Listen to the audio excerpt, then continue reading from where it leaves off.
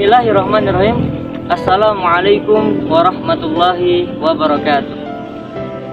Innal hamdalillah nahmaduhu wa nasta'inuhu wa nastaghfiruh wa na'udzu billahi min syururi anfusina wa min sayyiati a'malina. May yahdihillahu fala mudhillalah wa may yudlilhu fala hadiyalah. Asyhadu an la ilaha illallah wa asyhadu anna Muhammadan abduhu wa rasuluh. La nabiyya wa la rasulah ba'da. Sahabat DM dimanapun berada yang insya Allah dirahmati oleh Allah Subhanahu wa Ta'ala, di antara kemuliaan-kemuliaan yang Allah janjikan kepada para hambanya yang senantiasa dekat dengan Al-Quran, baik di dunia maupun di akhirat. Apa saja itu? Yang pertama adalah mendapatkan syafaat. Nabi Muhammad SAW selalu menganjurkan kepada umatnya untuk senantiasa memperbanyak membaca Al-Quran, karena dia akan mendapatkan syafaat Al-Quran kelak di hari kiamat. Sebagaimana sabda Rasulullah SAW, Iqra'ul Quran fa innahu ya'ti yaumal qiyamah syafi'an li ashabi, yang artinya bacalah Al-Quran karena sesungguhnya ia akan datang pada hari kiamat memberi syafaat kepada para pembacanya. Hadis riwayat Muslim. Dan hadis ini pun dikuatkan dengan hadis Rasul yang lain, yang mana Rasul menyatakan bahwa kelak di hari kiamat nanti Al-Quran akan datang memohon secara langsung kepada Tuhannya agar menganugerahkan kepada para pembaca, yakni mahkota kemuliaan. Dan kemuliaan ini tidak akan diberikan kepada seseorang yang lain kecuali ia gemar memperbanyak membaca Al-Quran. Sebagaimana sabda Rasulullah SAW yang artinya kelak nanti di hari kiamat Al-Quran akan datang memohon kepada Tuhanmu, wahai Tuhanku, pakaikanlah kepadanya. Kemudian ia dipakaikan mahkota kemuliaan. Dan kemudian Al-Quran pun datang kembali memohon, wahai Tuhanku, tambahkanlah kepadanya. Maka ia dipakaikan jubah kehormatan. Dan Al-Quran kembali memohon, wahai Tuhanku, maka ridhoilah dia. Dan kemudian Allah Subhanahu wa Ta'ala meridhoinya. Hadis riwayat Tirmizi. Dari kedua hadis tersebut dapat dipahami bahwa kebenaran syafaat Al-Quran di hari kiamat nanti benar-benar nyata dan tidak dapat terbantahkan. Sahabat DM Darul Muslimin yang insya Allah dirahmati Allah Subhanahu wa Ta'ala, maka demikian untuk mendapatkan syafaat Al-Quran di hari kiamat nanti, maka seseorang harus memiliki hati yang terikat kuat dengan Al-Quran. Ia menjadikannya sebagai petunjuk, dan ia menjadikannya sebagai pemimpin, dan ia juga menjadikannya sebagai pedoman di dalam hidupnya. Namun apabila Al-Quran tersebut tidak diamalkan, tidak dibaca, tidak ditadaburi, dan melainkan hanya menjadi penghias dinding atau lemari, maka ia akan menarik para pemilik dan pembacanya untuk masuk ke dalam kobaran api neraka. Sebab kenapa? Sebab karena Al-Quran itu memiliki dua dimensi dan fungsi yang berbeda di waktu yang sama.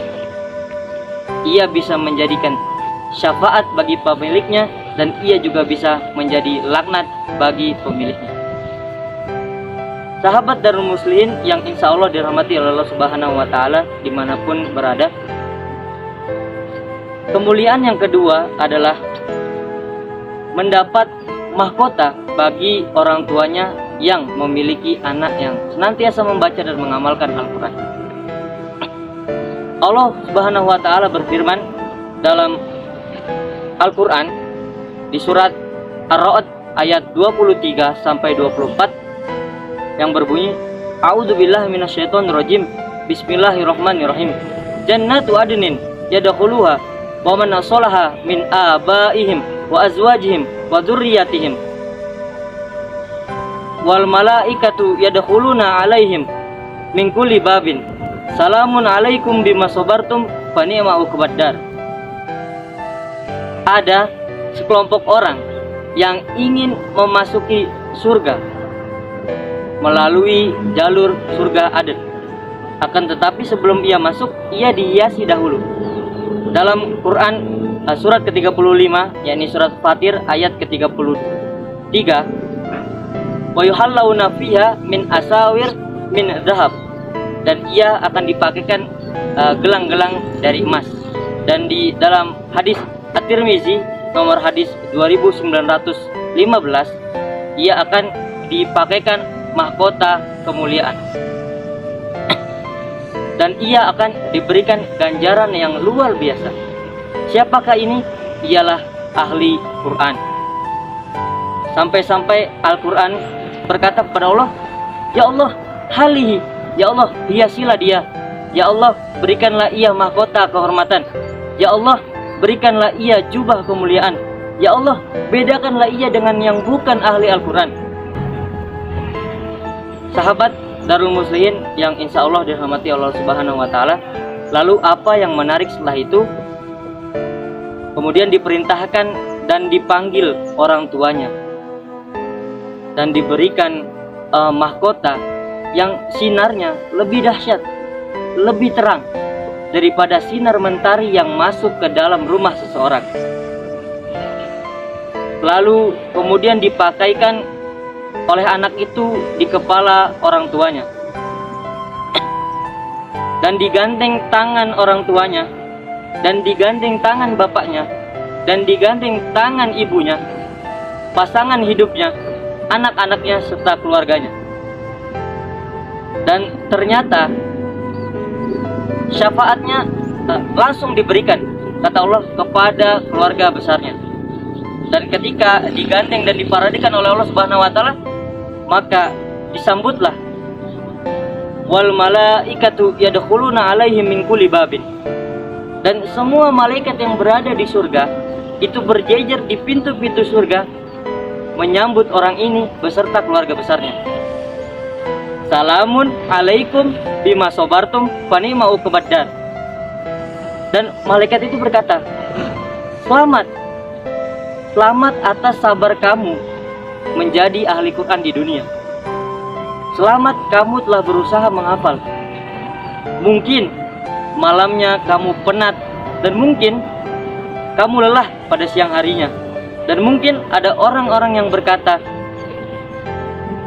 apa yang kau perbuat dengan kesibukanmu saat ini?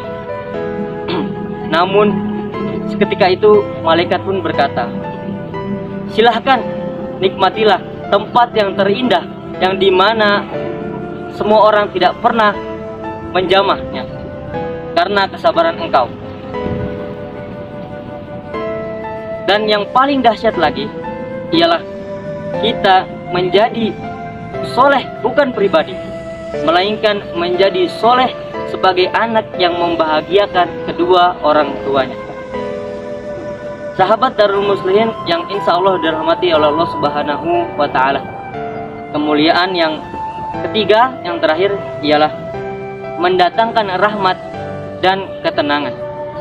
Sebagaimana sabda Rasulullah SAW, wa majtama'a qaumun fi baitin min buyutillah yatsluna kitaballah wa yatadarasunahu illa ma nazalat alaihimus sakinah wa ghasyiyatuhumur rahmah wa haffathumul malaikah wa dzakarallahu fi man 'indah.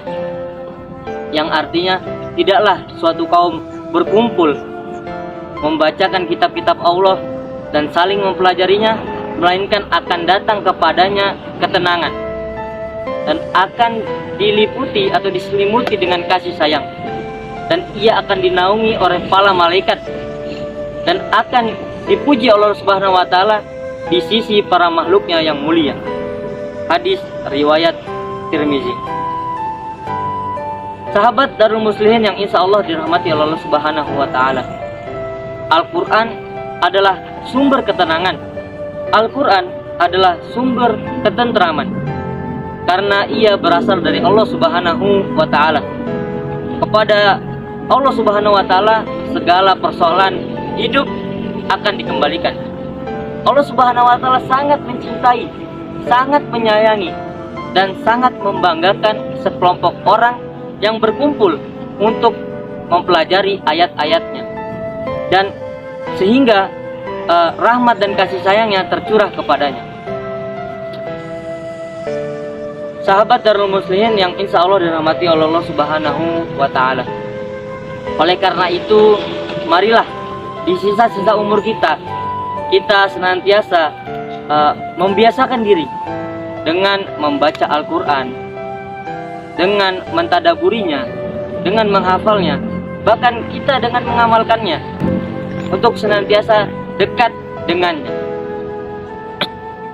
Tidak penting berapa banyak kita dapat, berapa lembar kita dapat, yang penting mencintai proses bersama Al-Quran. Mungkin hanya ini yang dapat saya sampaikan, kurang lebihnya kami mohon maaf. Wallahu muwaffiq ila aqwamit thoriq. Wassalamualaikum warahmatullahi wabarakatuh.